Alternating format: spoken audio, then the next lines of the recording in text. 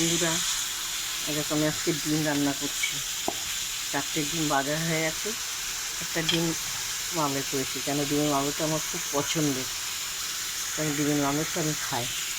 এটা আমার জন্য।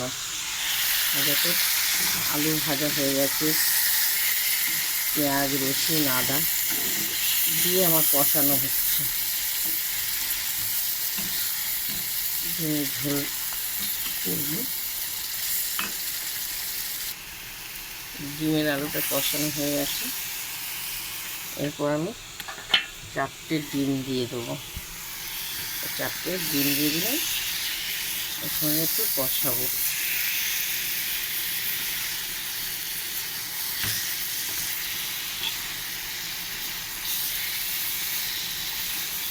ডিমের আমলেটটা লাস্টে দেবো।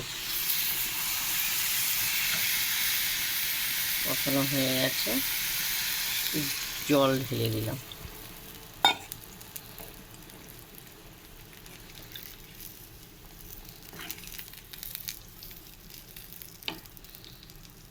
ফুটুক।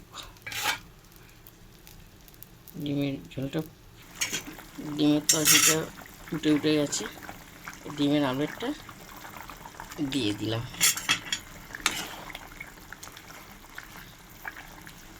ডিমের আমলেটটা আমার খুব ভালো লাগে গোটার থেকে।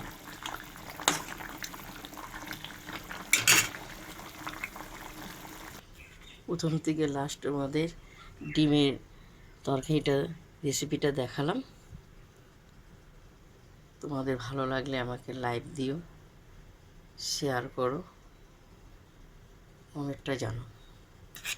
সবার বাড়িতে হয় জানি, প্রত্যেকেই রান্না করে। তোমরা এসো খেতে যোগমায়াদির বাড়িতে।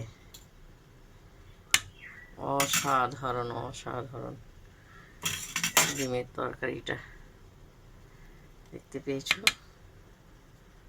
অসাধারণ। টাটা, খেতে এসো কেমন, ভুলে যেও না যোগমায়াদির বাড়িতে আসবে।